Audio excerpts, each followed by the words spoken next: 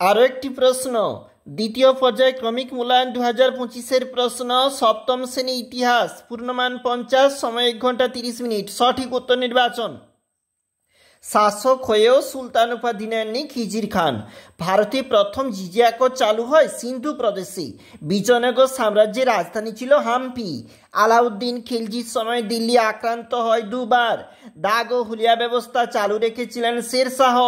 ভারতে মুঘল সাম্রাজ্যের প্রতিষ্ঠাতা ছিলেন বাবর। হলদিঘাটের যুদ্ধ হয়েছিল 1576 খ্রিস্টাব্দে।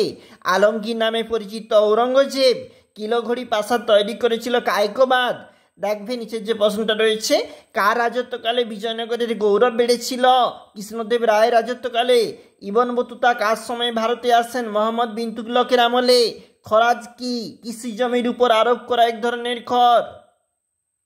বাংলার প্রথম স্বাধীন সুলতান, বাংলার শামসুদ্দিন ইলিয়াস শাহ।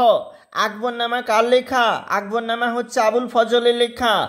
পানিপথের দ্বিতীয় যুদ্ধ কাদের মধ্যে হয়? হিমু এবং বৈরাম খানের মধ্যে। রাঠোর যুদ্ধ কবে হয়েছিল? 1679 খ্রিস্টাব্দে। বীরবলের আসল নাম কি? মহেশ দাস। চিরাগি দিল্লি শেখ নাসিরউদ্দিনকে বলা হয়। আর হুন্ডি কি? কাগজের নোট।